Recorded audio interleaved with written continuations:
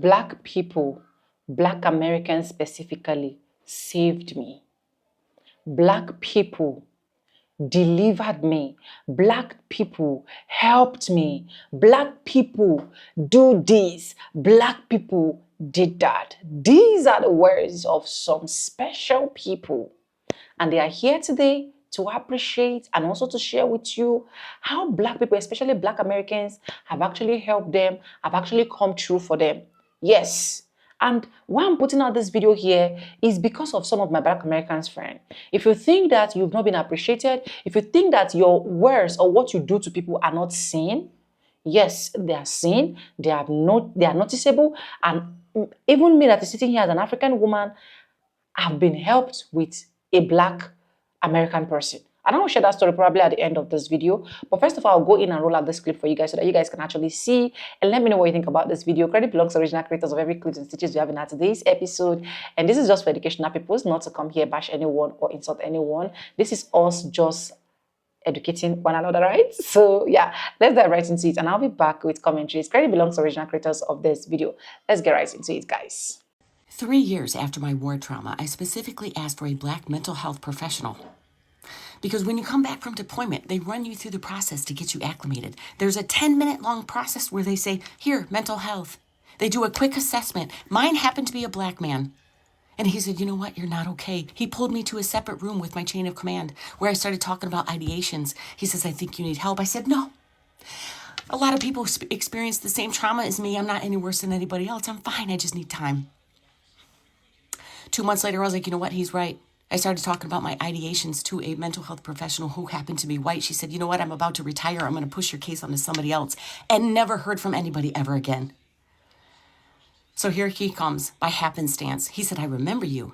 I said, it must be my short hair. He said, no, you were bad. Let's talk.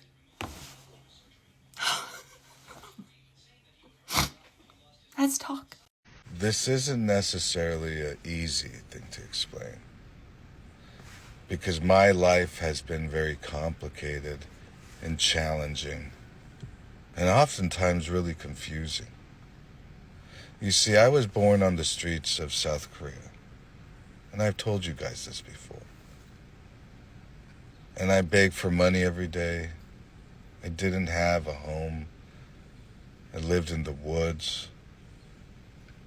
I ate whatever I could get. And so, even though I was stolen from my biological family and sold a couple times until I was adopted by an American family, I had lived a life that I would not necessarily wish upon other people. But even that being said, I've always been a positive person. I've always been able to find the silver lining. And so when I realized I was going to go to America, the home of dreams, I was excited. Even with everything that I had lost,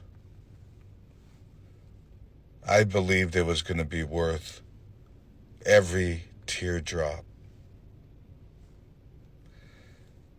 But when I came to America, America didn't want me.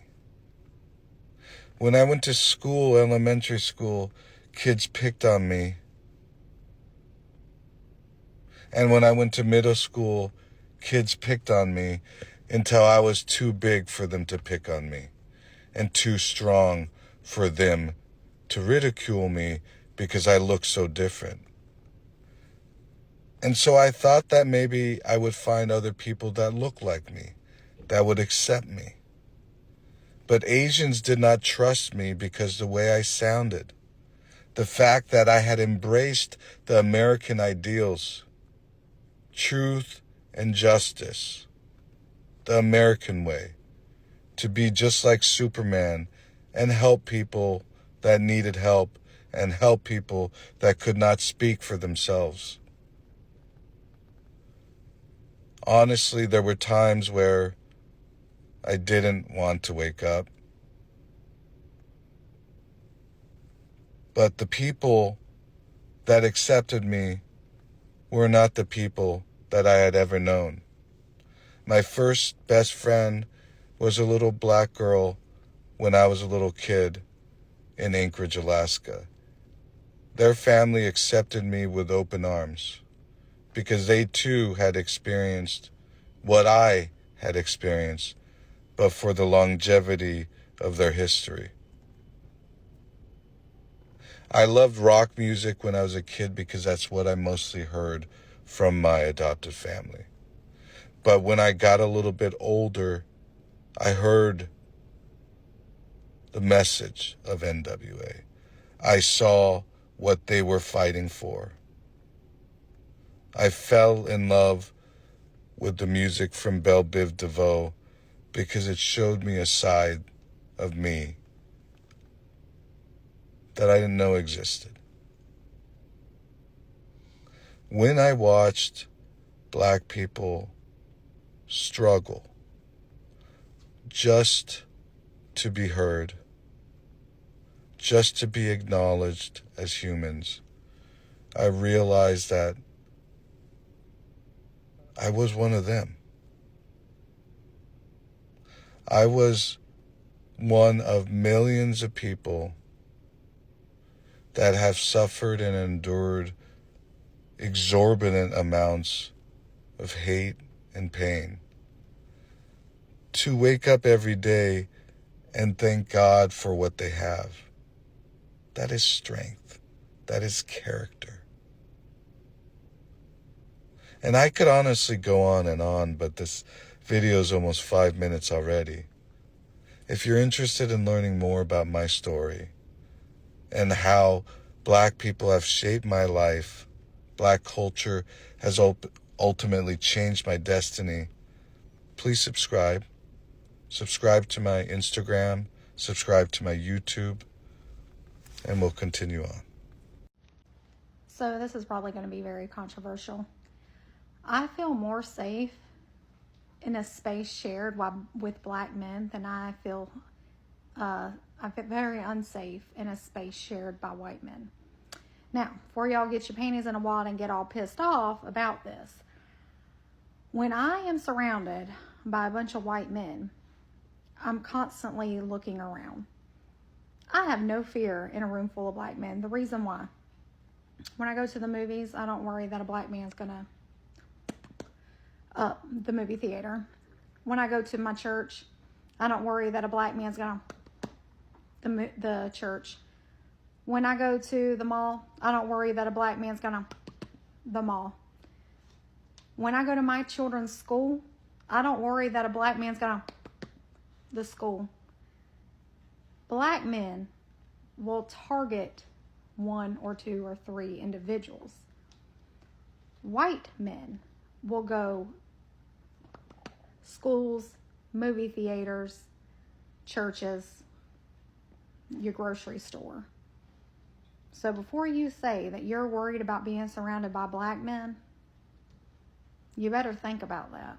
Letitia James once again winning in court, filing suit on behalf of the people of New York and basically everybody in America to protect us and our information from the illegal seizure by the unelected Elon Musk and his illegitimate non-department of government efficiency. Yeah, a judge ruled early this morning, I'm sure you've heard of it by now, that not only are they not allowed to have access to that information from the Treasury, but they have to destroy everything that they took. I know it can feel like our Democratic electeds aren't doing enough, but we need to look at our state's attorneys general. Attorney General Rayfield here in Oregon, across the border in Washington, in New York. These folks are filing suit after suit after suit to use the constitutional avenues, the legal avenues, to try to stop this coup, to protect your rights, your information, and our democracy. Hello, Americans. I'm Linda, and I want to talk about the aftermath of the horrific floods in Texas. As of now, 7 p.m. on July 7th, over 100 people are confirmed dead. Others are still missing. Texas Republican Senator Ted Cruz said, quote, Heidi and I continue to lift up in prayer the families of the victims. It is imperative that all Texans heed the warnings and guidance of law enforcement, unquote. Democratic Senator Joaquin Castro said the priority is to find and save people. Then, quote, we have to figure out how in the future we make sure it doesn't happen again, unquote. Meanwhile, Mexicans are racing across the border to help. Volunteer firefighters from Acuña, Mexico are assisting rescue and recovery teams. Mexicans, you know, those brown-skinned people who speak with accents, the ones Republicans and the Trump administration want to round up and purge from our country. Yeah, those guys. Fortunately for the United States, Mexicans see beyond the wall we built to keep them out. They see people in crisis. They don't see Anglos, they don't see Americans, they see human beings. How different they are from the people on this side of the border. We see people who look like them and want them out of our country. We see people who look like them and allow masked men to drag them into unmarked cars and disappear. We see people who look like them and separate them from their families. We see people who look like them and build concentration camps to put them in cages. We see people who look like them and deny their very humanity. Christians, pay attention. Mexicans rushed across the border into a land that sees them as the enemy to help. This is what it looks like to have compassion. This is what it looks like to love your neighbor. This is what it looks like to live out Matthew 25. I would encourage, dare even, the Republicans and MAGA to look upon what is happening, to open their hearts, to feel shame at the way they are treating the brothers of the very people who rush to our side. But to be honest, I don't really want them to look too closely at the rescuers. If they did, I'm afraid someone would call ICE. To Mexico and her people, muchas gracias. Los amamos.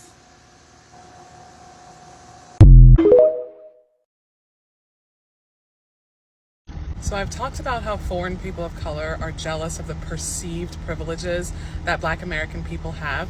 And based on the feedback in my comments from Black American people, I would like to add some key details to that discussion. The biggest takeaway that I observed from the feedback in that video from Black American people is that foreign people of color absolutely refuse to accept and acknowledge the price that Black people had to pay to have these liberties and privileges. And it's a price that Black American people still pay today. It's a price that was paid in blood, bones, backs, muscles, joints, autonomy, freedom, etc. See, what I've observed being a foreigner myself and being raised in a foreign family, what I've observed is that foreigners are in this like silent one-way competition with Black American people as to who is oppressed more. And it's very much like oppression Olympics. Yeah, well, you have that stuff going on in your country. In my country, we have XYZ. In my country, our politicians are all corrupt. In my country, we have famines. In my country, etc., etc. It's like this routine dismissal of the price that Black Americans have to pay to be American. As so many of the commenters in that video pointed out, being Black in America has not been a cakewalk, for lack of a better phrase. It hasn't been something easy. And something else that Black American people also pointed out is that foreigners can choose to migrate to America and move to America because foreign people of color, we have autonomy, we have agency in being able to choose where we live and where we call home. For Black American people, historically, that choice was robbed from them. It was deprived from them because imperial powers traveled to the continent of Africa, kidnapped African individuals by violence and by force, trafficked them to the Americas, and then forced them into chattel slavery for hundreds of years. Like, we cannot underestimate the centuries that Black American people spent as enslaved property in the eyes of the law. Then after that chattel slavery was over, Black Americans then had to spend a subsequent, 2 centuries under Jim Crow and segregation laws still being viewed as inhumane property. Can we please remember that Black American people did not have the right to vote in elections until the 1960s? 1964 specifically. My mother was born in 1966, just for reference, and I'm a 31-year-old millennial. Thank you to all of the commenters who provided that feedback in that video, and please forgive me. The only reason I didn't include these important pieces in my discussion was just for time constraints. But yeah, foreign people of color are envious of Black Americans and absolutely, by the same token, refuse to acknowledge the price that Black Americans have had to pay to live in America, and it's a price that they still have to pay. And also refuse to acknowledge that, yes, although we come to America and experience xenophobia, we had agency and we had autonomy and the power of choice in coming to America. That was a privilege that was ultimately deprived from Black Americans. If it were up to Black Americans, they would not have come to America. Again, they were kidnapped by violent imperial powers and then forced into centuries of chattel slavery by force, by violence. All agency, all autonomy, all choice was removed from them. So of course, Black Americans are going to watch foreign people of color come here and get to live in post-Jim Crow, post-segregation America, post-chattel slavery America, and then get to claim, oh yeah, America is this great land of milk and honey, has all these wonderful opportunities that I don't have in my home country.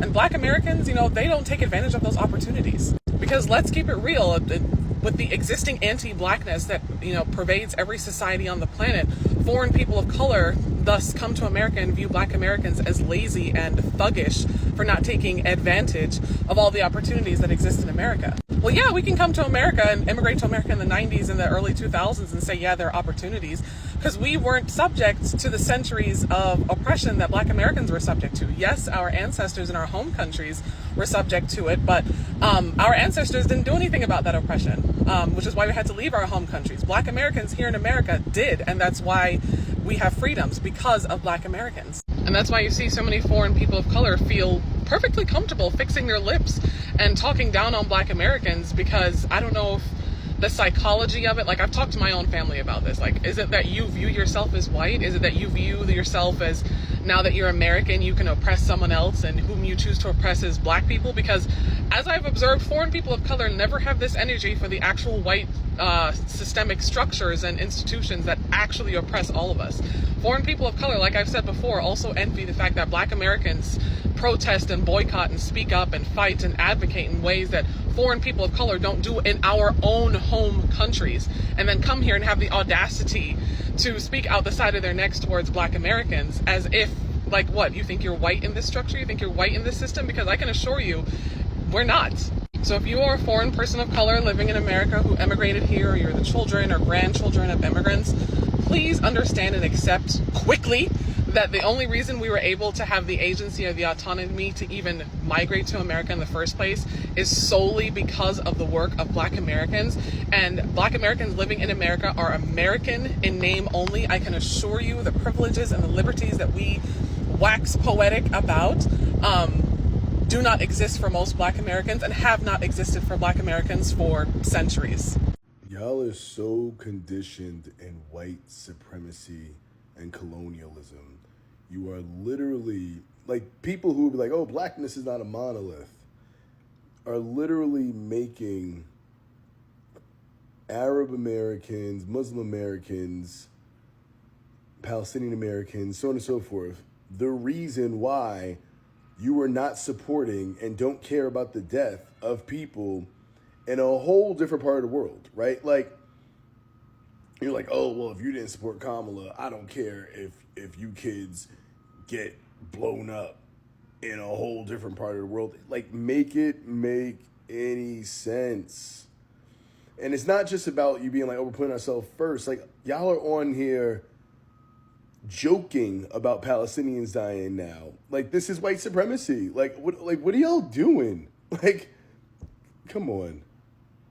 Honestly, I'm glad. I'm glad Black Americans is saying, let me fucking relax for the summer. Let me just chill for once. Why y'all want me to put on a cape every other minute? Enough. Immigrants are not the problem. You know who showed up when Texas was drowning in floods? Immigrants from Mexico. They crossed the border not to take, but to help. They came with boats and supplies and open hands to save American lives. Immigrants are amazing people with good hearts, yet somehow they're being made the enemy. But immigrants are not the problem. Cruelty is. We live in a country where families are being torn apart in the middle of the night, where kids are waking up in cages, where seeking safety gets you locked up and deported.